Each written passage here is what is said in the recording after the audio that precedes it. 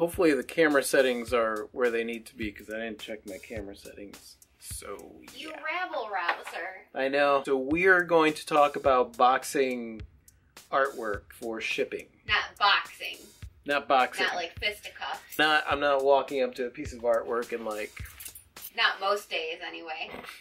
Ravi's tips for artists because he loves you. Hola, you amazing artist, and welcome to our shipping tutorial. Yeah, this is not the most exciting video that I could create today. It's not exciting, but it's necessary. It's not exciting, but it's necessary. It's gonna be terrible because, as you guys know, I am not good at doing tutorials. Oh, the complex and wondrous world of shipping art.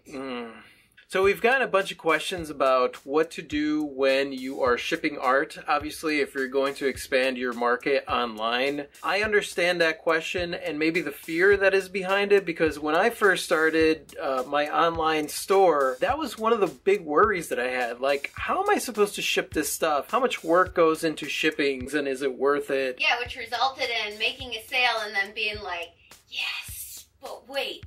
No!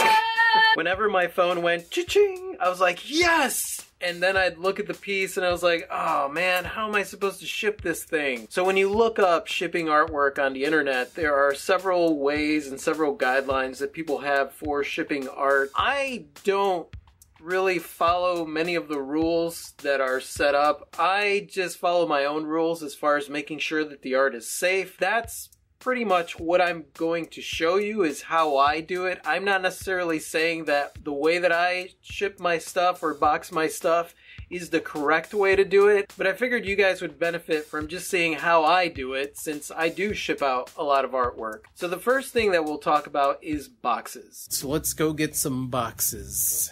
Boxes for shipping. So I order my boxes from Uline, and usually when you order boxes from Uline, you have to order like a bundle of 25 or so. Either way, if you order boxes, make sure that you have plenty of room to store your boxes. And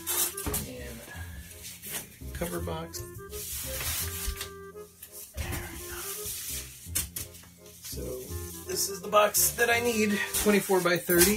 When I first started shipping my stuff, what I would do is go to like a box store or Home Depot and find boxes that were large, and I would cut them up and shape them into what it was that I needed. That is always an option. If you cannot find the proper box for the size of your painting, you could cut up boxes and make sure that you put them together. I don't know of a good tutorial of creating the perfect box other than winging it and just figuring it out, so that's something that you'll have to figure out if that's what you decide to do. Whenever you get a delivery of like a big box, and if you don't have a lot of dents in it and it doesn't have a lot of markings on it, I don't only use the box on the outside, but I use parts of boxes on the inside as well. First things first, need to protect the face of the painting. So ideally I use a piece of cardboard that will cover the face. Pencil to mark it.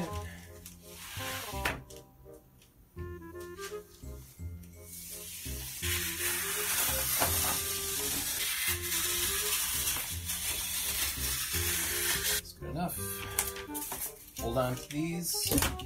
Like I said, I first started by cutting up boxes, and then eventually I realized that that was just a lot of work, and I actually started to dread selling things online because it was like, now I gotta go buy a box, this whole ordeal, and just to ship something, and I just didn't want to do it anymore. So eventually what I did was I went to Uline, found the boxes that I needed. You have to buy these in bulks of 25, I think, and so it might seem a little expensive, but it is absolutely worth it. The only thing that you're gonna have to make sure that you have is room to store these boxes. That's if you wanna go that route. If not, if you have like a local box store where you could just buy one piece at a time, then I suggest you do that. But if you're like me and you just wanna have access to the boxes right away, I suggest looking at Uline or anywhere else where you could get boxes for a good deal.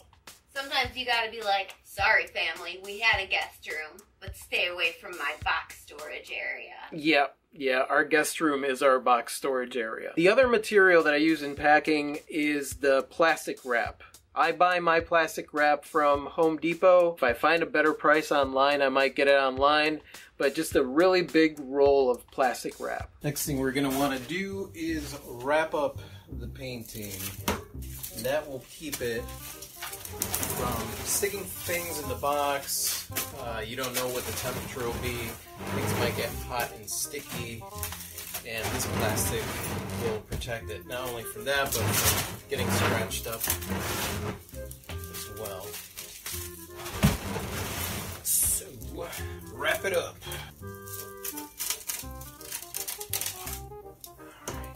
Then you grab that piece of cardboard that you just cut out to fit in the front, wrap it up with a piece of cardboard.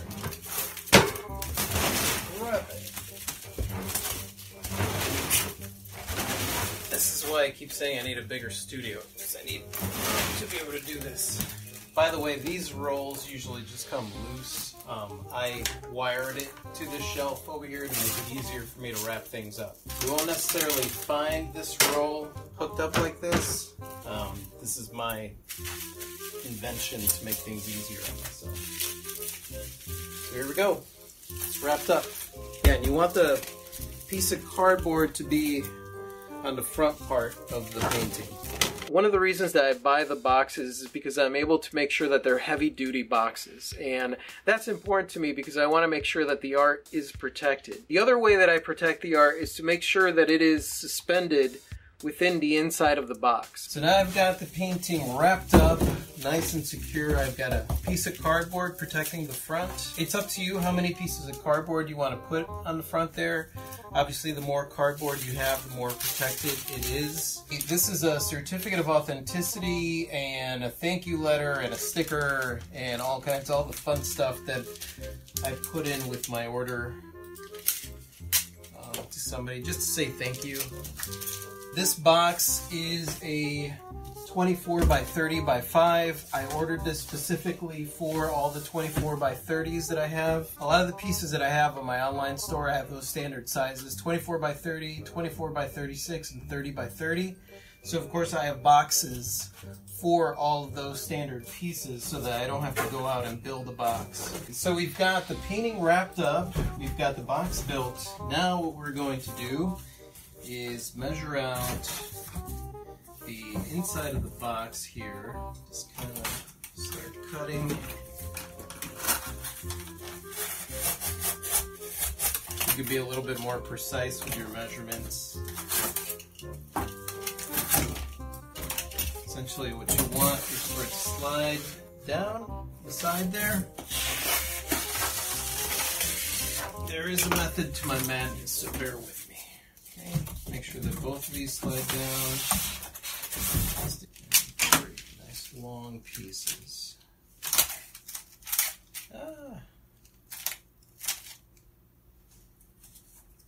Then you could lay this down like this.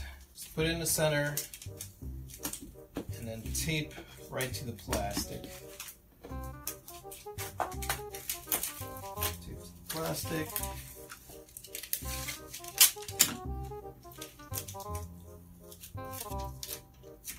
Get it as centered as you possibly can. There we go.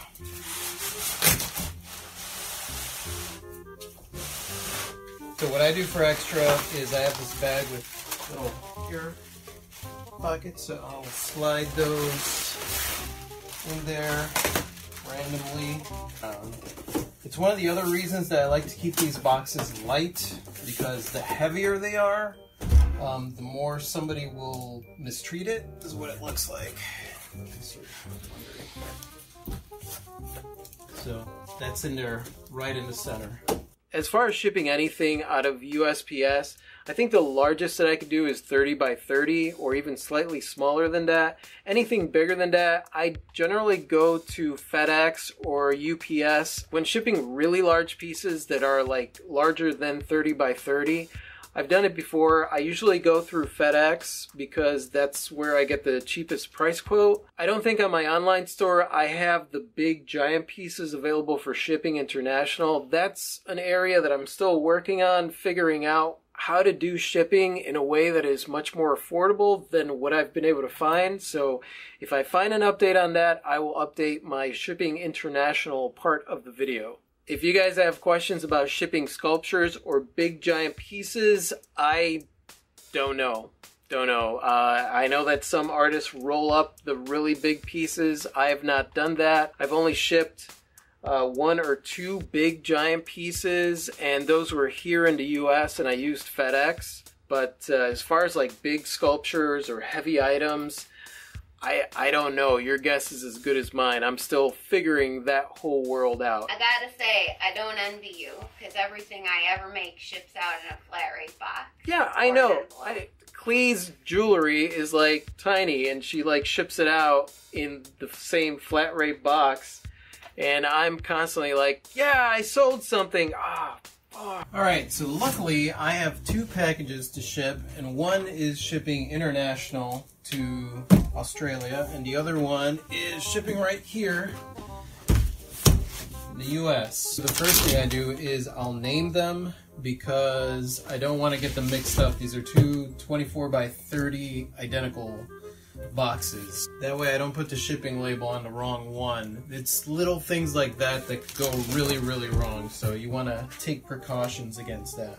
If I didn't already know the measurements of these boxes, which is written right here, 30 by 5 by 24, then I would measure the boxes. You want to measure the height, the length, and the width, and I would probably write that down next to their name. Then I would take my scale out. Now, we ordered this scale on Amazon, and it is awesome. If you are using like a scale, the kind of scale that you use to weigh yourself, I suggest you get a postage scale, because these are much more accurate and it will save you a lot of money. Go ahead and weigh it. Pounds, 6 ounces. Okay. Because my shop is done through Etsy Pattern, shipping is relatively easy for me, but I mean, even if you don't have an Etsy shop and you have some other way of doing the shipping, you could go to USPS and do click and ship. You could go to FedEx, you go to UPS and figure out how to ship those items. You want to check the address to make sure that everything looks correct. Obviously, when you're shipping international, it's tricky because you have to trust that the recipient put their address in correctly, which has not always been the case for me. Always add insurance just in case. Just do the total value of the piece. And then when you're shipping international, you do need a customs description. So I was a little bit off on my shipping, but the customer usually pays for shipping, just FYI. If you want to give them some kind of deal where they pay half or whatever it is that you want to do, that's fine. They paid $60 for shipping, so I'll be paying an additional $14. Like I said before, if you're doing it right, then the customer is paying for shipping, and if you have to pay a little bit extra just to make sure that the package is secure, I suggest you pay a little bit extra. So what I would do next is print out my shipping labels, cut out the labels, tape them onto the boxes, and then these boxes I would take to the post office so that they could give me a receipt. What do we need? What could I recommend that they have? They have boxes that are of standard sizes or big enough where they could cut them into size. Indeed. Crap loads of tape. Crap loads of tape. You won't believe how much tape. Flexible tape measure so you can measure your stuff. Flexible tape measure so you can measure stuff. A printer that prints fast. A printer that prints fast. No, you want a printer that actually prints when you want it to print. Sometimes I hit print and the printer's just doing its own thing, and I wonder, like, what is it pondering right now? Also, you want to get a postage scale. Make sure that you have a postage scale. Do not use whatever scale you use to weigh yourself. Just invest in a postage scale. They're not that expensive. You want to have plastic wrap, most definitely if you're doing paintings, bubble wrap, and just anything that whenever you get any deliveries into you, if you get like those air bubble pocket things, just keep those because you could use them when you're shipping out your stuff. Yeah, I like to reuse packing material. Yeah, reuse as much packing material as you can. Don't just throw it away. put it on a shelf somewhere where you can reuse it. I'm pretty sure that that's all I've got as far as shipping. I'm sorry if I did not answer your questions. This is where I'm at so far with my shipping. Make it as standard as you possibly can so you make it less work for yourself. If not, every time you sell something, you're gonna be like, ah, shit. And if any of you guys have your own advice for shipping art, please leave them in the comment section below. Also, if you have any questions for us, leave those down there as well. And thank you so much for watching, you guys. I think you guys are totally awesome. I absolutely adore you. And if you like this and you want to watch more like this, you click right over here to subscribe. And that's it. Say goodbye, Clee. Good day. Adios.